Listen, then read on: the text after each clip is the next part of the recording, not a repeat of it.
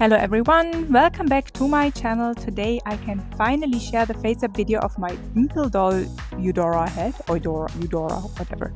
A quick reminder, this head was gifted by Impldoll for our collaboration. I'm going to link the unboxing and face-up video of the other head, Impldoll Imara, down below, so please check that out. But let's get into painting this beautiful head.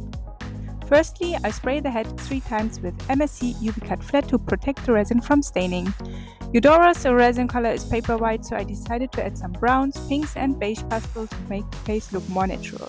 Usually I'm not a huge fan of white skin, but it just happened that Impldoll has sent me a white skin head. To be honest, I want to try something different with this head. When I first saw the company pictures of Eudora, I fell in love with the sculpt. The lips are very beautiful and I love the nose, which is a little bit pointy. Honestly, I saw a boy sculpt in Eudora right away and decided to use this sculpt for a male character of mine. I actually started creating characters for my dolls, writing stories and making photo stories in maybe around 2014-15. My storyline back then was called the Clubberz. This year I decided to bring back all of my old characters as new versions and reshell them into new dolls, and I call the series the Clubberz Season 2. Even though I am adding black eyeshadow to the face-up, the character will still be a male character. I will show you the old version of that character later. Reshelling a character means giving the character a new doll sculpt. Sometimes the new sculpt turns out to be a perfect match, but sometimes it's not giving the character's vibe. Since I don't own any of my old dolls anymore, I can just choose any sculpt I want and see if it works out or not. As you can see, the blushing makes the head look less like a ghost. If you don't like white skin that much, it is possible to make it look more like normal skin by giving it a bit of natural blushing. As always, I blend all the colors or erase small mistakes by using a dry magic sponge.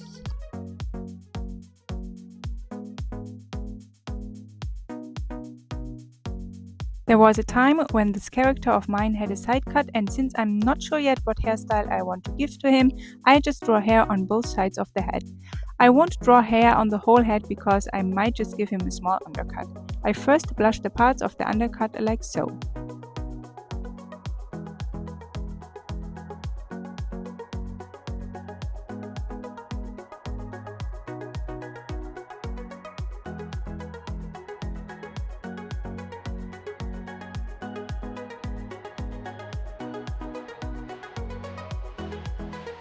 Of course, after each layer I spray the head with MSC so the next layer is separate and I won't damage the previous layer if I need to wipe a mistake. And that's why I sometimes jump back to parts of the face which I already have blushed. For example, blushing the lips with multiple layers and colors gives them more depth, and the more layer the black pastel shark has, the darker it gets.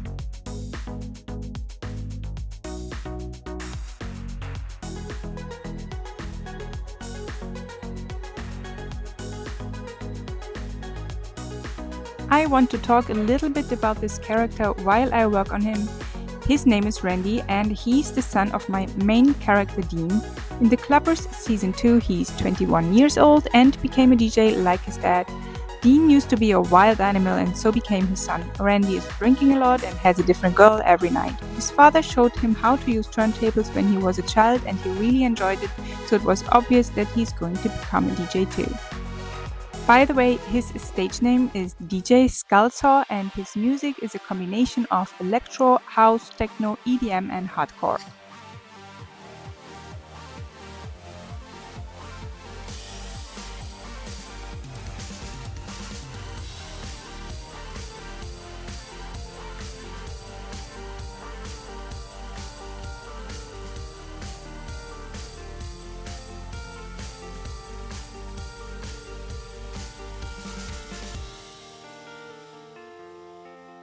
If you have thick acrylic paint, you should thin it with acrylic thinner. I use Tamiya X20A, but the downside is that the color becomes more translucent. I need to draw the lashes and eyebrows over and over again so they become more opaque. In the past, I used liquid acrylic paint, which has the same consistency like the acrylic thinner mix, but it is more opaque. I really need to buy that type of color soon. Liquid acrylic paint is often used for airbrushes, so you know where to search. Why do I give a black eyeshadow to my male character, you ask? Well, I tried to give my characters Randy and Dean face-ups without that eyeshadow and they kinda looked sick and pale to me. For me, the eyeshadow gives the face-up more depth and something special or mystical. I can tell for sure that I probably won't like black eyeshadow on a human man, that is just my personal taste, but I like it on male dolls. I know it's so weird. By the way, drawing hair on a doll's undercut takes forever. I did most of it off camera because I'm certain you do not want to watch me drawing teeny tiny hair for hours.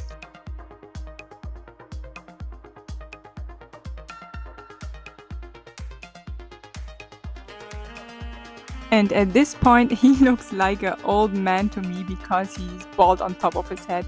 Makes me laugh every time I see him like this, but don't worry, I gave in and painted that part too, but I will show that later. Now we all know how Randy is going to look like when he gets older.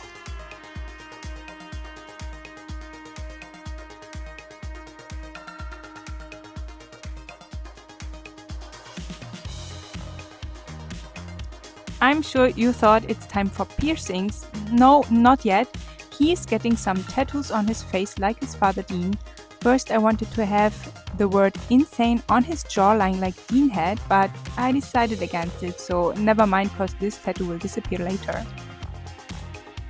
And yay, 60 years old Randy is finally starting to turn into 20 years old Randy. Gosh, this helicopter part on his head cracked me up all the time. This part won't be visible later because he's going to wear a wig, but I wanted to add it in order to make him look less like an old man while working on him. This wolf tattoo is, by the way, inspired by Ryan from Twin Paranormal. This is my favorite channel when it comes to paranormal investigations and I really love Ryan River and White, so I had to dedicate one tattoo to them. And the chain tattoo used to be a tattoo design which I had on my character Shin, and I always wanted to bring that tattoo back. You can tell I really love tattoos and piercings on my dolls. I use a watercolor pencil to sketch the tattoo designs, then fix it with MSC so I can draw the outlines with acrylic paint.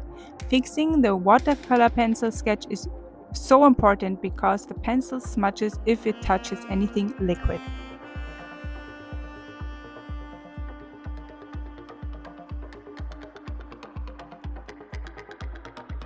I'm just using a nail art dotting tool to draw the pearls of the chain, and I just noticed it's basically a rosary tattoo, but Randy is not religious or anything, he just happens to like crosses.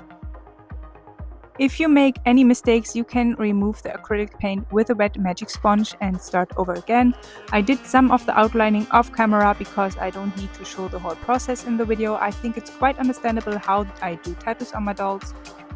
For me, it is for sure easier to first sketch the tattoo designs before using acrylic paint.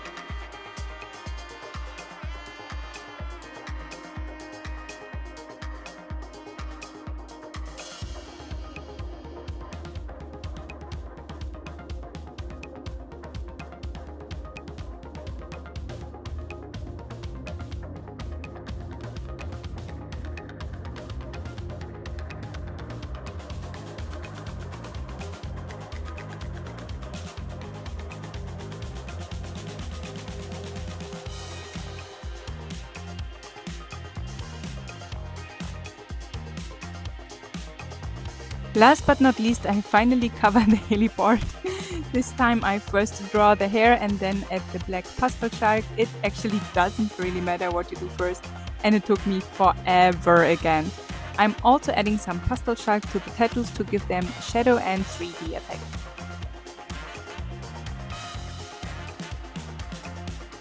After sealing the head with 3 layers of MSC UV cut flat to protect the face up, I glossed his lips, eyelids and waterlined with Tamiya X22. In today's video I won't show how I did the eyelashes, instead I'm going to upload a tutorial on Instagram. The reel will show how to glue long human-sized eyelashes without cutting off the hair. And this time I really struggled with his piercings, so I had to do it off camera. You can watch my piercing tutorials here on YouTube or on my Instagram account.